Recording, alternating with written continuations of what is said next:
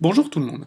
Donc sur cette vidéo, vous allez avoir des explications supplémentaires sur le début du cours du chapitre 13 sur la commande réflexe du muscle, en ayant pris l'exemple du réflexe myotatique, qui correspond donc aux deux premiers TP, 1 et 2, chapitre 13, que nous avons fait la semaine dernière. Une vidéo suivante arrivera pour les deux TP de la semaine, 3 et 4, et le cours correspondant. Alors je vous laisserai lire l'introduction plus dans les détails, avec le problème de la leçon, comment se fait la commande réflexe d'un muscle. Alors première notion ultra importante à retenir, dans une introduction ça peut être très bien de placer cette définition-là, donc un réflexe, réaction involontaire, non décidée par l'individu, déclenchée par une stimulation provenant de l'environnement. Pour le réflexe qui nous intéresse, nous, le réflexe myotatique, ce réflexe correspond à la contraction automatique d'un muscle en réponse à son propre étirement.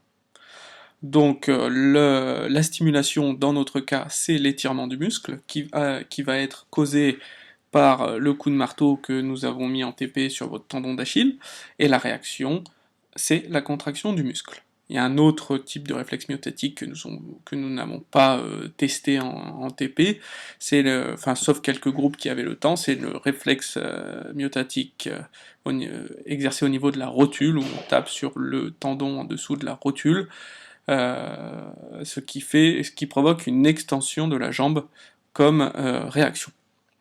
Voilà. Pour les définitions, alors au niveau de l'enregistrement, donc ça, voici un enregistrement qui a été pris dans le livre, mais ceux que vous avez obtenus sont tous excellents. L'enregistrement est pris à 0 au moment où le coup de marteau tape, et on remarque que plus on exerce un coup de marteau fort, plus l'amplitude du signal enregistré au niveau du muscle est important. Mais à partir d'une certaine force, on enregistre toujours le même signal, donc il y a un effet de seuil de saturation, où vous pourrez taper de plus en plus fort, de toute façon, l'amplitude du signal n'augmentera plus. On vous demandait dans le TP de noter au bout de combien de temps la contraction du muscle apparaissait, donc c'est au sommet du premier pic, puisque là c'est le délai, donc le temps de réponse, le temps de latence, étirement du muscle, contraction. Retour à la normale. Donc la contraction est prise au sommet du pic, ici 27 millisecondes après le coup de marteau, sachant que la vitesse de propagation c'est 60 mètres secondes du message nerveux. Ici on peut remonter, donc V égale D sur T, donc la distance c'est la vitesse fois le temps, faisant bien attention au niveau des unités, il faut bien convertir les 27 millisecondes en secondes pour obtenir une distance en mètres parcourus, c'est-à-dire 1,62 m pour 27 millisecondes d'enregistrement. Avec ce résultat, on a pu aisément émettre l'hypothèse que le trajet parcouru par le message nerveux était le suivant, donc départ au niveau du tendon d'Achille, hop, remontée du nerf sciatique, moelle épinière, et retour au niveau du muscle, toujours par le nerf sciatique, pour emporter sa contraction. Pourquoi nous avons émis cette hypothèse? La distance parcourue c'est 1,60 m, donc 1,60 m pour un aller-retour, donc un aller fait 80 cm, donc à moins d'être tout petit, votre message nerveux ne peut pas aller au cerveau. Il part du tendon, va jusqu'à la moelle et redescend. Vous aviez ensuite ce document pour valider ou non cette hypothèse. Sur ce document, on vous explique qu'une lésion de la moelle épinière annule le réflexe myotatique, donc la conclusion que l'on peut en tirer est la suivante, la moelle épinière intervient lors du réflexe myotatique.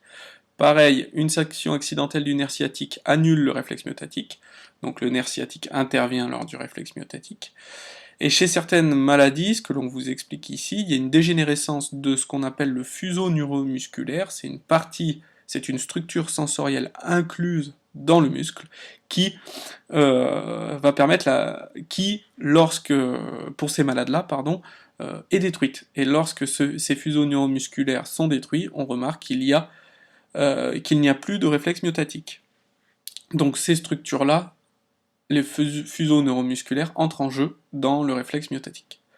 On peut donc en tirer le bilan suivant, donc je vais directement au schéma que nous avons pu faire. La stimulation, c'est le coup de marteau qui induit l'étirement du muscle.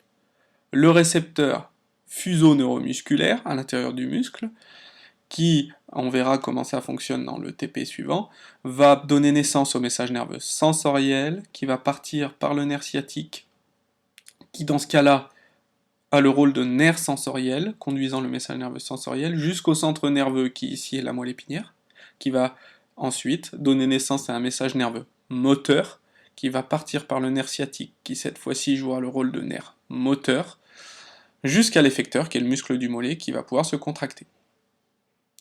Ainsi, ce test du réflexe myotatique par le médecin permet de vérifier l'intégralité de vos fonctions nerveuses au niveau des nerfs et de la moelle épinière.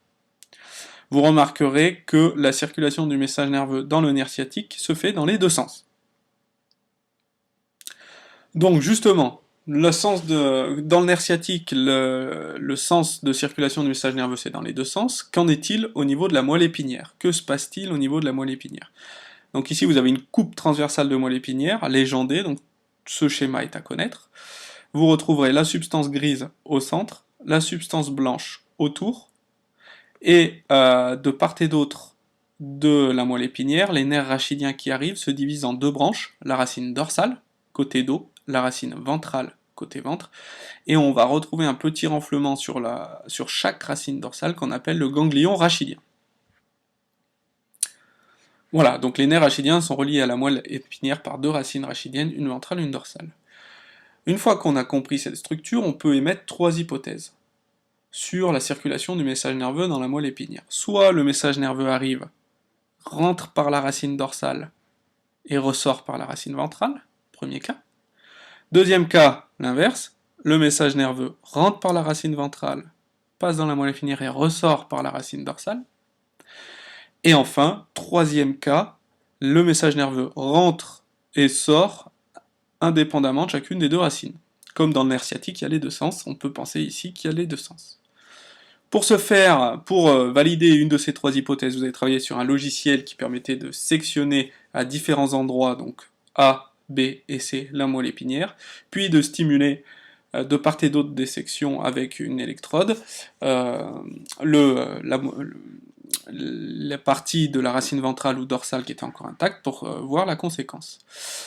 On peut faire le tableau suivant, donc si on sectionne ici au niveau de la racine dorsale et qu'on stimule avant cette section, mais tout au niveau de la racine dorsale, mais avant la section, ici, là où il y a la souris, on n'a pas de réflexe myotatique. Si on stimule après, on voit qu'il y a un réflexe myotatique.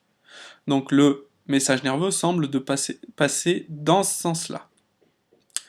Deuxième section que l'on peut faire, c'est au niveau de la racine ventrale. Lorsque l'on stimule avant, de ce côté-là, il n'y a pas de réflexe myotatique. Quand on stimule après, il y en a un. Donc il semblerait que le message nerveux passe dans ce sens. Et enfin, là je ne l'ai pas représenté, mais si on fait une section ici, c'est-à-dire pas au niveau de la racine dorsale ni au niveau de la racine ventrale, mais une section avant, au niveau du nerf rachidien avant qu'il se divise, on voit que si on stimule avant la section, il y a un réflexe myotatique, c'est normal, le nerf sciatique conduit le message dans les deux sens, donc vers le muscle aussi, et quelle que soit la zone de stimulation après la section, il n'y a pas de réflexe myotatique. C'est un peu notre expérience témoin que l'on peut faire. Donc, un message nerveux qui peut passer dans ce sens-là dans la racine dorsale, mais pas dans ce sens-là, et un message nerveux qui peut passer dans ce sens-là dans la racine ventrale, mais pas dans l'autre, nous permet de valider l'hypothèse. La première qu'on avait fait, c'est que le message nerveux entre par la racine dorsale et ressort par la racine ventrale. Voilà, je vous remercie pour votre attention.